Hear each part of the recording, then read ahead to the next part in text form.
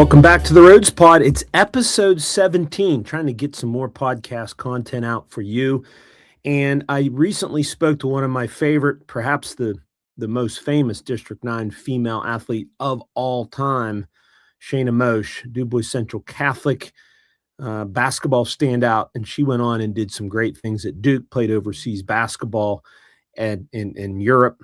And I tell you what, we had a really nice conversation. And, we didn't really talk we did talk about everything, but I wanted to quote her stats from her senior year at DuBois Central Catholic way back in 1988-89 season. She averaged 31.3 points a game. She averaged 15.5 rebounds per game, 5.3 assists. And I got to tell you, if you get onto YouTube, you got to Google Sheana Mosch, Sheana Mosch, Mosch, and find the highlight, the mixtape, where it has about, I think 6-7 minutes of her high school career. Now, if you look at the whole YouTube search on Sheana Mosch, you're going to see a lot of stuff from overseas, some Duke stuff. But the recording is a great historical piece of this is what girls basketball and how good she was 27 years ago in District 9. She's just as good now as I remember her back then. We talked a lot about what she's doing now. She's coaching girls basketball, AAU youngsters in the Carolinas. She'll explain what she's doing there. And she had a lot of great perspective on her years at Duke and overseas as well. Great, fantastic interview. I hope you get a chance to just sit down and listen to it or watch it. It's available on all the podcast platforms and on YouTube at Rich Rhodes. As you can see, the spelling of my name, 4861 on YouTube. That's an easy place as well to pick up the podcast. Have a couple other podcasts planned coming up soon. Hoping to get Joe Beimel on. He was recently renamed. I had named him to the team a long time ago. I did my recent pod on the District 9 baseball dream team. That was episode 16. I filed earlier, just about a week ago. I found a lot of history there, and we're going to talk about not only that, but he is going to talk about his major league debut, which was the 25th anniversary earlier within the last week or so. So make sure you look for that coming soon. So again, my library has some good interviews. This is another good one of Sheana Mosch. Take a listen now. We are here with an old friend, Sheana Mosch. Sheana Mosch, DuBois Central Catholic grad, 2000. And I tell you what, Shane, I was looking at the old mixtape on YouTube. It got juiced up here, getting psyched up about talking about your career, not only in high school, but what you're doing at what you did at Duke, what you did overseas, and what you're doing now. Good to have you on the show, Sheana. Thanks, Rich. It's been a while. It's been a long time. It has. So I got to show you this photo first. Oh yeah, look at us little babies. Oh my gosh. So I sent this to you obviously before now, but that is about this time at your senior year in the spring where you got named Parade Magazine second team All-American. And I have a lot more hair. Of course, I cut it short, and certainly a lot more gray on there. You haven't changed at all, obviously. Yeah, not at all. So where you at? I think you're in the Carolinas, and I know that we've been phone tagging back and forth, so to speak, trying to get a time to talk. You've been very active with passing this sport along to younger girls and players. What's going on with you right now in your post playing career, which is still going very strong by the sounds of it? Yeah, so I have my own training facility. I'm in Summerville, South Carolina. It's just north of Charleston. It's nice. I have my own place where I do my own private workouts, group workouts, run my own camps and clinics, and I'm doing that. I'm busy with that 6 out of 7 days a week, and right now because it's AAU travel season, so I have a 6th grade girls team and a 17U team that I'm coaching. So that takes up a lot of time. But yeah, I just always knew that I was going to do basketball for my life. Cause even like when I was young, it was never like just playing. because I was just so obsessed with it. Right. I knew like I would have to be involved in this for until my dying day.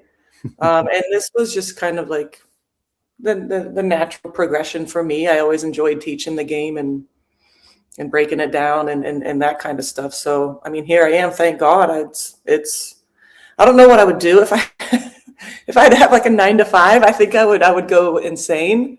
Right. Yeah, but it's fun. I train tons of kids, and it's quite rewarding. Now you have done clinics for a long time, maybe not under the current situation you're at now. So you've been in the area in District 9 doing clinics. You've been in Brookville. You've been obviously in Clearfield, DuBois. Is this just a progression of what you've been doing for a while, and now this is you're kind of based there, but you're still out and around doing a lot of clinics and stuff when the season permits. Like right now, you're playing now. Yeah, well, yeah. Your So teams like, are yeah, I mean, even looking back, I remember even when I was in high school or coming, in college, I would come and help, friends who coached younger teams, and I would, jump in the practice and maybe we should try this drill, let's do that drill, and I guess I was always good at being able to break things down to like a very smaller, like a very small level. And like, instead of just saying, go shoot layups or go do a wraparound step through something or other. Like I was always really good at breaking it down to like the very beginning stages and kind of progressing through there.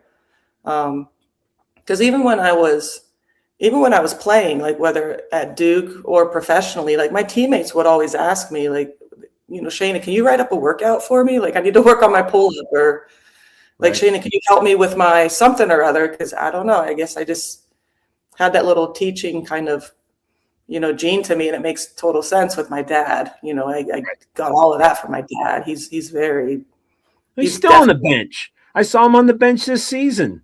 He is, and he's still obsessed with it. He's still so crazy about it. It's funny. Hey, like Clearfield, by the way, Clearfield, great season for them. He's assistant coach, and he loves it to death. Like, like back in high school, he was our high school coach, and he'd always be watching film. He'd always be breaking the film down. He'd always come to practice with some kind of like new plan against this team that we haven't worked on yet, but it's going to work against this team because he already scouted them. And even now, it was funny over one of my breaks. I think it was last year during Christmas or something. I'm downstairs. It's like midnight. I'm in the basement watching a movie or something, and my dad comes down, gets on the computer, and then after like 10 minutes, I'm like, what is my dad working on? And he's like printing out new plays that he's thinking about, like adding in for the team. He's just, his brain, that's where I get it from too. His brain is always on basketball. That's right. Yeah, Dr. George Mosch, head coach for Sheana Mosch and DuBois Central Catholic. Those seasons, and again, watching the YouTube video, and I'm going to put it on the link after I produce this. This people have got to, if they haven't seen it, that's just you're one of the players, Sheana, where when I was covering, I'm like, you got to come and see her. And I got to see you a couple times when you were playing at Duke. I think I saw you down at Penn State, and then Maryland. I came down and watched you. First, starting back, and we'll go back. I mean, 3,000. Sheana is the all-time leading scorer in District 9 history. 3,066 points. That senior year, you scored almost 1,000. You got to the Western Finals with some really good other players, and you can name drop as you wish. What was it like running through those seasons at DuBois Central and making headlines, not only yourself, but as a team? Yeah, definitely the team part has to be stressed because there's a ton of teams with, just one really good player, and then they can't get very far because they don't have the support, and then you just double, triple team that girl and the game's lost. But right. The fun thing about my years is like all my best friends, they loved basketball too. Yep. Sarah Osborne and Christy Galvis, Kimmy Galvis, and Lisa Fairman. Some of the staple people in my years with, getting all those wins is we would. So first of all, I was obsessed and crazy and psycho. Right. Right. So I had friends who liked basketball. So like, I'm going to the gym. Do you want to go work out with me? And it's like, well, kind of, if you want to hang out with Sheana, you got to go play basketball. And they love basketball too. So we go in the morning, go to the Y, go work out in the mornings. Always like Sarah Osborne and I, every single day after school, we would go to the YMCA and, do shooting games against some grown men there and always working on stuff. But yeah, it's I miss those days. I miss feeling unstoppable. Right. If I had to pinpoint, that's when I could run fast and I could jump high, and I had a whole support system kind of centered around me with my dad, and then my teammates were extremely unselfish. Right. I kind of got to do my thing, and it was really, really, really fun. What as you went through, all of a sudden it became very obvious you were going to be a big recruit, and I guess that process we never really talked a whole lot about. I don't think. Obviously, you ended up at Duke. Mm-hmm. Who else was on the list? Was it ever a hard decision? And was there a list that you would have had to choose from? Because Duke was obviously established and continued to be when you were there, obviously. I was recruited pretty much by everybody except Tennessee. Okay. But like, boiling it down to the last few, I remember GW, George Washington, had a nice program. I was looking at them as kind of in Notre Dame. That's right. Notre Dame. Yeah. Yeah. So I don't know. It's just when I went down to visit Duke, I kind of fell in love with the place, and something about it clicked. And I was like, I had to go there. But the whole recruiting process was, it was interesting. I remember like the first day we're allowed to get, letters in the mail. And I think there was a whole entire stack of them, sitting on the ground outside the mailbox. Wow. And eventually, I started like kind of filling up shoe boxes with letters, and an entire corner of my room like filled with letters. And like the phone calls and stuff, yeah, the phone would ring all the time once those started coming in. It was a little overwhelming, but you're a kid, you're just like, okay, whatever. Like, yeah. Coach Gestencourt has brought you in, and you guys won 124 games in 4 years, 2 Final Fours. Yeah. You were close.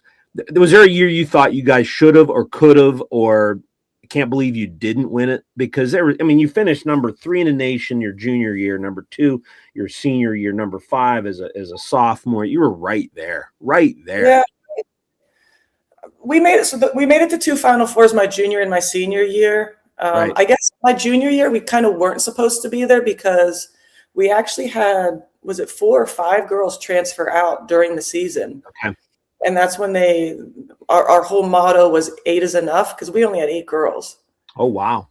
Yeah. And then we ended up with those 8 players. We made it to the Final Four. But then we ended up getting knocked out. So probably my senior year, we were ranked number 1 preseason, and throughout the year we were ranked number 1. And then we played Tennessee early on in the season. We kind of kicked them in the teeth. We beat them by like 20 something.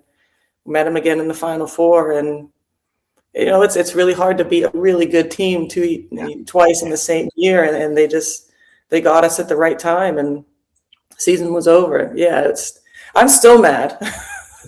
I'm not joking. I'm serious. Like, I'm still mad. I still have dreams where I'm like back at the Final Four, and I get another chance to go in and play, and I don't know if I'll ever get over that. I don't know what it is. It's like, when you love basketball so much and you go to a place where, it's win a national title or it's a failure, basically, because that's kind of like where we got to. It's hard. That's a perspective people don't. Well, you made the Final Four. No, you guys had so much higher aspirations, right? Yeah, like my freshman year, we made it to the Sweet 16, got knocked, which was great because I don't think we were ranked top 25 in the beginning of the year. So we did better than everybody thought. Okay. Sophomore year, I think we lost in the Sweet 16 again, but I don't know. Do you remember Jackie Stiles? Yeah. Jackie Stiles absolutely murdered us. She dropped Right. 40 on us. She's might be top 3 best players I've ever seen played against live. She was unbelievable. Hmm. Um, Interesting. yeah, and the expectation was there, and that's what I wanted. That's what I worked for. Working on my own, I was like, I want to win a national title. I want to be a national champion. And then when it doesn't happen, and then yeah, it's pretty devastating. The one thing I wanted to ask you, your sophomore year, there was a 4-game stretch where you won the National Player of the Year, Player of the Week or something, where you Yeah, averaged, some ridiculous, like 25 plus a game. I believe Elena Beard was hurt. And yeah. I remember the story. They ran everything through you to some respect, and you explain what happened there and how well that was. Your team was so deep, you were never going to lean on one player. And obviously, Elena Beard, I believe she's a Hall of Famer, if I'm not mistaken. No, Elena's wonderful. Yeah. Yeah, but what was that stretch? I mean, showed that. I mean, you obviously proved you could play at that level, but that those 4 games were incredible. Yeah, that's an interesting, period to go back and try to analyze as an adult, with an outside perspective on it. Because when you're in it, it's so what happened. Elena she was our leading scorer, and she something with her thumb. I think she hurt her thumb, and she Yeah, couldn't play for those 4 games. right. Um, and I guess like maybe looking back on it, I think like I was the kind of player who, like, if you really needed me, like I will be there. Right. If you tell me I need to step up, then yes, I will step up. And I think I always had the ability to do it. But I guess I didn't really need to before because, Lena scored a lot. We had Isis, we had Georgia, we had a ton of people who could score. And I'm also the kind of like basketball player. I want to play the right way. I want to play within Right. the system. I don't want to play like selfishly or. Right. Um, and so when that happened, I don't even remember having a different mentality. I think just things worked out well for me, and they're like, okay, let's get Sheana Mosch stuff, and then I had like 20 something against Carolina, and I think my best statistical game of my career was against Clemson. I scored 30 points. I was 12 for 12 from the field. I can remember in the second half, I think when I hit my maybe like 27th or 28th point, I think the score was like 90-26. And I remember the crowd yelling out, Shayna's winning. Which you did in high school many times. Yeah. Yeah. Yeah. So that was fun. It's like, in high school is always going to be like your most like dominating kind of era. It's clearly when you go to a high Division I college, it's the amount of talent around you is just unbelievable. Sure. I guess like, looking at that game was fun, back to dominating Sheana again. But I don't know. It's that period was in because I think I was like National Player of the Week or something, and getting all this media attention, and I really truly didn't feel like I was doing anything special. Like plays were run for me, the ball was just kept going into my hands, and I don't know, it worked. I don't know. Do you feel, and there's a lot, I want to touch on the evolution of the women's game because it's been a big deal right now in the national scene. You can't, I can't imagine you could be more thrilled than seeing where the women's game is now. But you leave Duke in 2003, and really your best option was international. Does the Sheana, if Sheana Mosch was graduating or finishing college this year, would she be in the WNBA because of more opportunity? How do you look at that now versus what you were facing back then? Not that you're going to regret going overseas, but now if you're a good, solid college basketball player, there's way more opportunities to go to the next level. Yeah. So interesting kind of event in my life. My last year at Duke. It's funny the way things work out.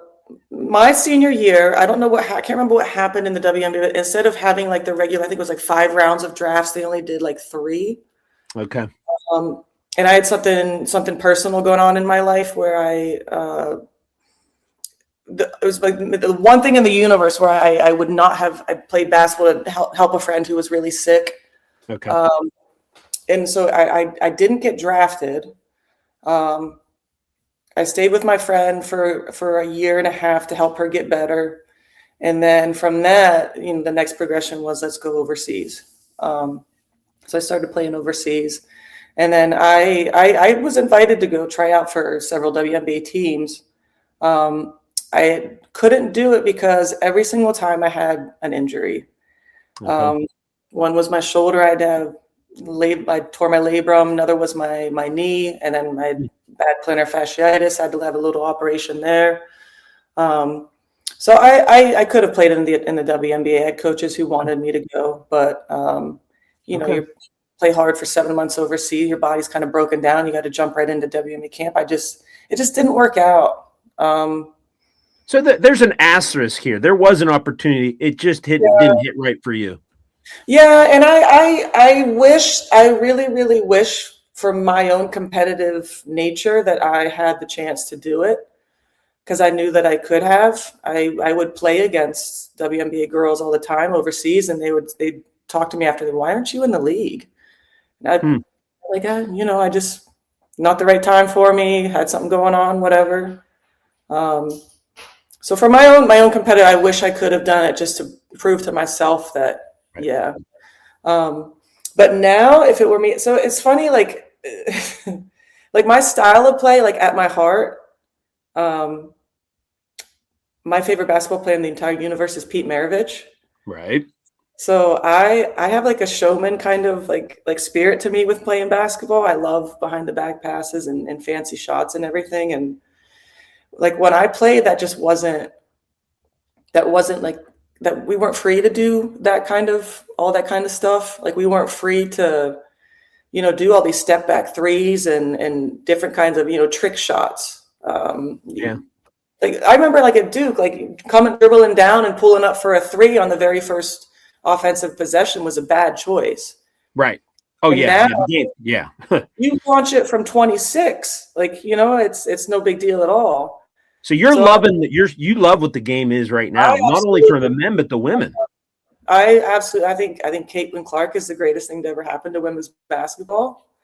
I think the attention that she's brought and just her style of play it's so exciting to watch. But to me, it's just so incredibly skilled and intelligent and team oriented. I think it's the best kind of basketball. I would love to be able to play in today's kind of, where I could just kind of shoot whatever trick shot, fun thing, like, that's kind of in my blood. I would have loved to have been able to do that. And people have been like, ooh, instead of like, Sheana, that wasn't a good shot choice. So you played overseas. You played overseas: Turkey, Russia, France, Israel, and Spain. Yeah. 11 years. Yeah. How would you sum all that up? I mean, you see Russia now. It's like, wow. Are there places now where you were then that you probably wouldn't be able to go to now? I mean, how wild is it? How wild was it for you thinking back on all that time you spent overseas and different cultures and stuff? It sounded like you enjoyed it, or you wouldn't have stayed with it for 11 years. No, it was a dream come true. I got to do my two favorite things in the entire universe: play basketball and travel. And I got paid for it. I'm a very easygoing kind of person. I love, experiencing different cultures and stuff like that. I'm not a picky eater. Okay.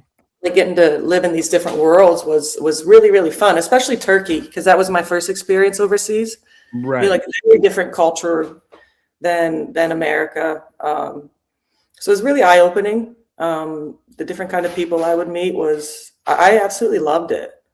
I'd say like Turkey, and I love French basketball. To me, is some of the best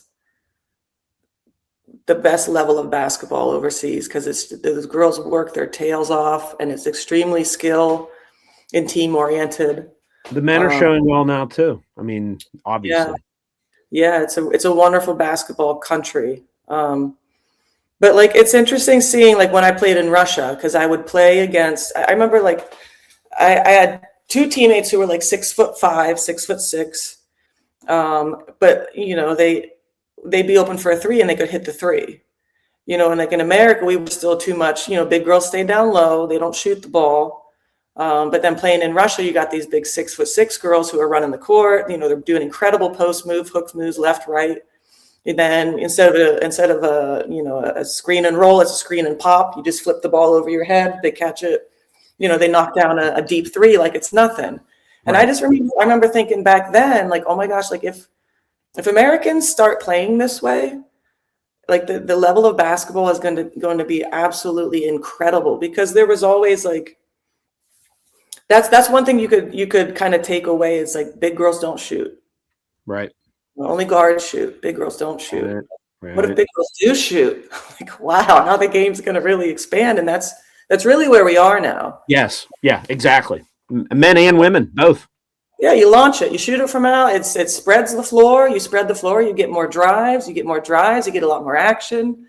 When you have one or two people just kind of sitting on the block, it slows the game down, because now you can't drive as much. And so I like fast basketball. Right. I like getting up and down the floor and moving the ball around a lot, and that's kind of where it is today, and it's really fun to watch. Right. Is it true? I was looking at Nate Stice did a nice story with you a few years ago, and he said that UCLA tried to get you to play softball. I don't know. I don't remember this, but that's people told me that. Okay. All right. I didn't hear that one before, but you were really good. By the way, the first event I probably covered you doing was Clearfield Little League baseball with your brother. You were on the U12 team, I'm pretty sure, with him. Is that correct? I was a Little League All-Star. Yeah, Little League All-Stars down. What was the field right along the river? The Kurtz, was it Kurtz? Yeah, Kurtz Field. League baseball, field. Yeah, I mean the field was right in my neighborhood, so I would just ride my bike down there. And baseball was my first love. Like when I tell people, like when I die and go to heaven, I'm gonna play baseball up there. Like I loved it, of course, basketball, but like I loved baseball so much. It was so much fun to me. How excited are you to continue to give back to these kids with coaching? I mean, this is where we started on the pod, and to able to give them guidance and direction. Now, you have other people helping you during games and instruction, right? How many kids are under your that play with most stuff on there? During you're saying you have two teams? I have two teams. I can't do any more. I don't have the time. I can't imagine. Because then I'm also doing my training, on other days of the week. So. I mean, I don't know. I've been in this area. I've been doing this for definitely over 10 years now. So I have a good base. I don't know. I every week I send out an email to all the people on my list, and every week I have to delete a few because I have to keep it under 500. Wow. So I mean, this area is growing, and especially the girls. A lot of parents like having a strong female basketball trainer as their guide, which I 100% can relate to. Right. I'm trying to get basketball bigger in this area. It's very football dominated, but it's been I enjoy doing it, especially when I get some girls who really love it. They run into the gym and they can't wait to get a ball and start working out. Because I can definitely relate to that. Those are my favorite kind of kids to train. And my little 6th grade group, all 10 of them are like that. So they're going to be a fun group to kind of stick through as they get older. That's awesome. Sheana, I appreciate your time. We could talk forever. The 3,000 points we all remember well. I'm going to put that mixtape up, make sure. And by the way, to recap that mixtape that I'm going to put on the podcast here to make sure people see, you're saying this was done well after your high school career was over. You told me this off camera. What was the story behind this was what?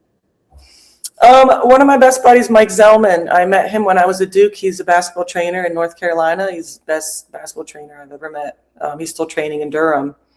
We got to be good friends. And for my birthday, it might have been 10 years later. He He talked to my mom. My mom sent him like 4 boxes of VHS tapes from me in high school, and Mike went through them and pulled clips and somehow got them onto a video like that, put it together, put some music together that I mean, clearly you can tell what I listened to when I was younger. Yes. Criss Cross and Naughty by Nature.